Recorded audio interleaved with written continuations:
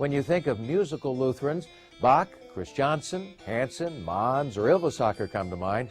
Rock and roll stars don't often make the list. That's because you don't know Jim and Peter Mayer. You might know their parents, Lutheran missionaries Jim and Sammy Mayer. The Mayers are a musical family. Jim and Sammy passed this love down to their 8 children. Today, 2 of their sons have made a mark in the fast-paced glamour world of rock and roll. Jim and Peter Mayer play, sing, and write for headliner Jimmy Buffett. Now, since joining the band nearly 10 years ago, the Mayers have played to packed houses around the country. Their recordings with Buffett have sold millions and launched Peter's solo career. Still, through it all, Jim and Peter have held on to their Lutheran roots. In fact, their witness is stronger than ever. For me, it began in India when I walked into the living room. My dad was playing some classical records. He had all these old giant RCA, thick petroleum discs that he played on his record player. And I remember at about 4 or 5 hearing Jesu joy of man's desiring, and I just started like crying. I mean, just uncontrollably, just kind of like, wow, this is so beautiful. What is doing this? And I think that deep emotional movement just kind of draws you to something, and you think, well, if this is moving me this much, you're just so curious. What is going on here? What is this? We were a very open family, very musical family. My husband played the organ and the piano. I played the organ and the piano. We never said, you may only use this to play hymns. You may only use this, in a Christian context. You may only use this if you do this in church. God's world is very broad and very beautiful and very vibrant, with fun. Right before my husband's death, the day before, he had been getting a lot of comfort out of, he loved Paul Mons's music. And then he said, play me the music, and my mom thought, well, he wants to hear Paul Mons, a good Lutheran organ music. And he was lying on the living room floor, and he said, hey, boys, would you put the music on? So here they go, and they grab a Paul Mons record and put this music on. And he's like, no, really irritable. They're Pete and Jim, play their music, So she put on one of our albums.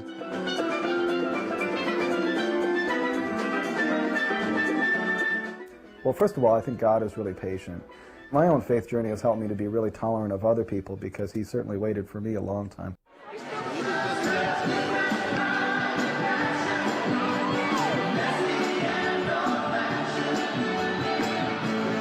The waves were really powerful. When we first joined the band, that's a powerful thing. You get in front of 20,000 people and they're all yelling at you, kind of adoration type stuff. And I got off the track. I mean, I'll make no bones about it. For about 5 years, I got way off the track. You get to the point where you're at the end of the block and there are no more houses to go into. And the only house you go into is you can either go to death or you go to God. Lord Jesus, be our guest. I love my kids and my wife. While I had my years of running around, it leads me to a road that I wasn't happy on.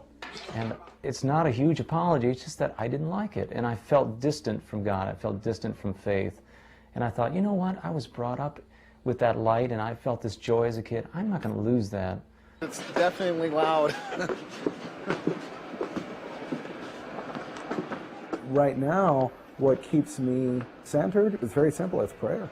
Almost every night before I go out on stage with Jimmy Buffett, I'm sitting backstage, I'm saying, okay, dear God, please direct my thoughts, free me from being selfish. This is my God given for you.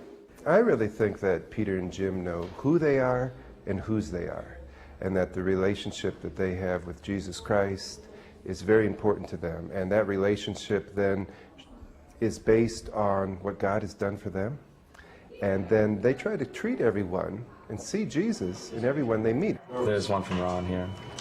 I keep in touch with Pete. I send him sermons either by fax or by email, and we usually chat email about 3 or 4 times a week when he's out on the road. And some of that is ministry that I provide to Pete and Jim, and certainly Pete provides me some good ministry as well.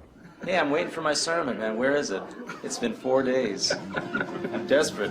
Please.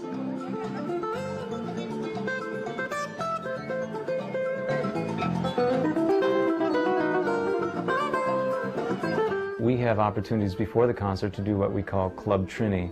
And the people come in really, really close, so they're within inches of you. And almost without an exception, they come up afterwards and they say, we want to tell you how happy you've made our lives. Yes. You guys play. And I feel so undeserving when that happens. I'm like, I didn't do anything. I'm just having to play with Jimmy Buffett, or we're playing out here. And they're like, no, no, no, you guys, you make us really, really happy. And while maybe we never mentioned the Bible to these people, or maybe I didn't say Jesus or God, there's that communication that I think God is very present there. Kind of let Christ's love come through you to them. Now that's a beautiful experience. When people are, they're like, man, and just to listen to them and look at them and to smile, and just to try to let Christ's love come through you, and just say, man, I'm really glad you're here. Thank you so much. I'm so glad that you like our music, and it's a real privilege to play for you. And man, it just... That shocks them. It shocks them. That's like, yeah. No one else would talk to us. No one else would sign our autographs, because usually they're busy, like, looking the cool, But when you go to them, that's a witness. Thou anointest my head with oil, my cup overflows. They're certainly in the world, but not of the world. And I think what I learned from Pete and Jim is that how important it is to be balanced.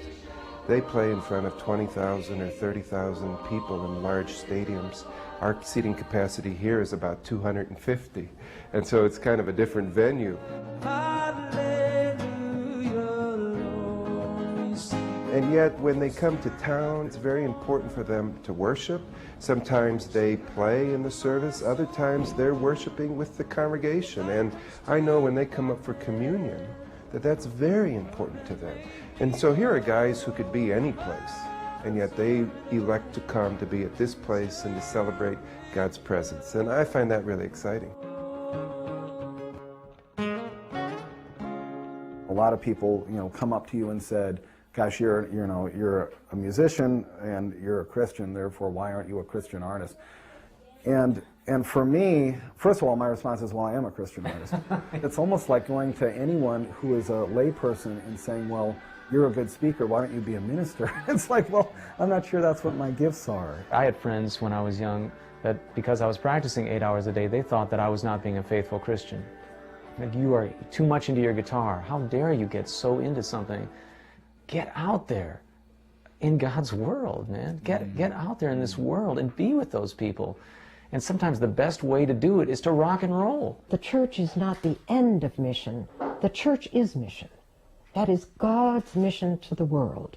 And how we carry that out also is just so important. If you want to look at a great example, look at the life of Jesus Christ. When he was tempted in the desert, the devil just said, well, make everything worship you, make all this great, make this, turn the stones into bread, do all these great things, and he's just so humble. Look at how he was born. He was born in a little manger, and yet we, in our foolishness, try to achieve greatness by being great, not by being a servant, not by just listening to somebody who needs to be listened to, or just going about our task faithfully, whether that's being a typist, or being a trash collector, or being anything.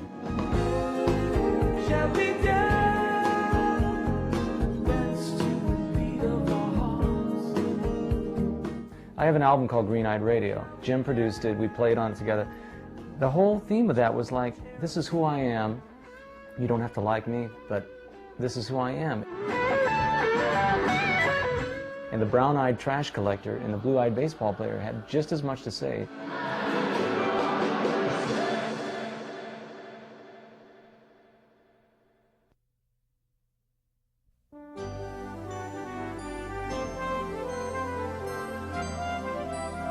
This has been a production of the Evangelical Lutheran Church in America.